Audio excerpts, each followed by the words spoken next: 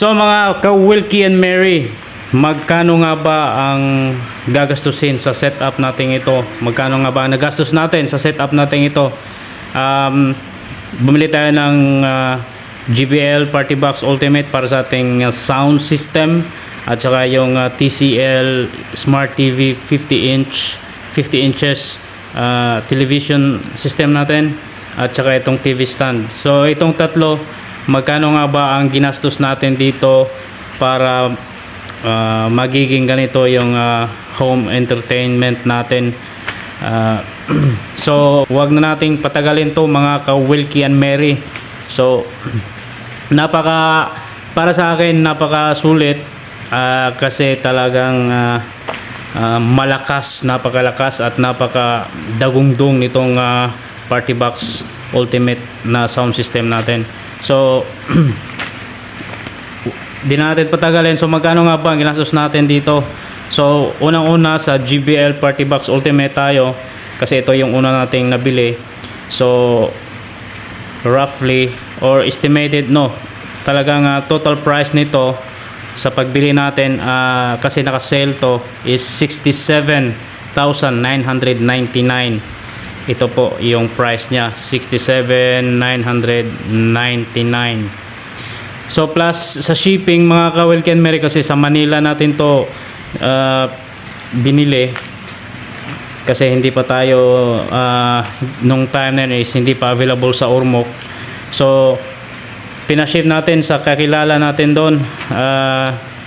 Yung shipping fee ay umabot din ng 8,300 yung shipping fee niya mga ka-Wilkie and Mary, kasi 40 kilos mga ka-Wilkie and Mary, 40 kilos po ang JBL Party Box Ultimate.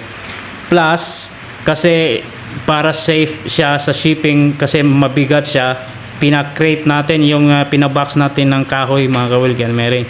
So nagdagdag tayo ng 1,300 para sa crating, yung tinatawag nila doon, crating. At syempre yung tao natin doon, yung kakilala natin doon, binigyan din natin ng konti, para naman masyadong ganahan. So total mga ka-Wilkie and Mary is 67,999 plus 8,300 and 1,300. Kwentahin na lang natin overall mamaya. Plus ito yung Smart TV natin mga ka-Wilkie and Mary, TCL 50 inches. Umaabot siya ng 25,000 pesos. Diyan po yan dito sa atin binili. Tsaka yung TV stand natin mga ka-Wilkie and Mary is binili natin yan sa City Hardware. So umabot yan ng 5,800 po yung binili natin. At tayo pa po ang nag-assemble niyan mga ka-Wilkie and Mary. So binili natin yan, hindi pa naka-assemble, so tayo po ang nakapag-assemble niyan. So yung tatlong yan para sa home entertainment system natin. May mga wire yung may ano pa pala kasi dito gumagana kapag walang wifi. So bumili din tayo ng wifi. Pagpakabit natin ng wifi, gumagamit tayo ng Gumo. So ang wifi natin is 1,500 pesos.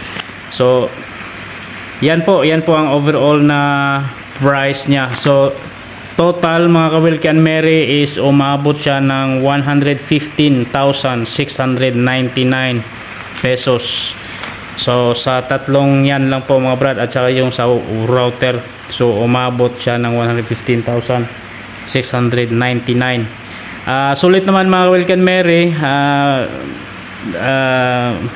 Sa video okay, sa sounds, sa movie, talagang napakasulit mga ka-Wilkie and Mary. Talagang hindi ka magsisisi sa ganda ng JBL Party Box at saka sa linaw ng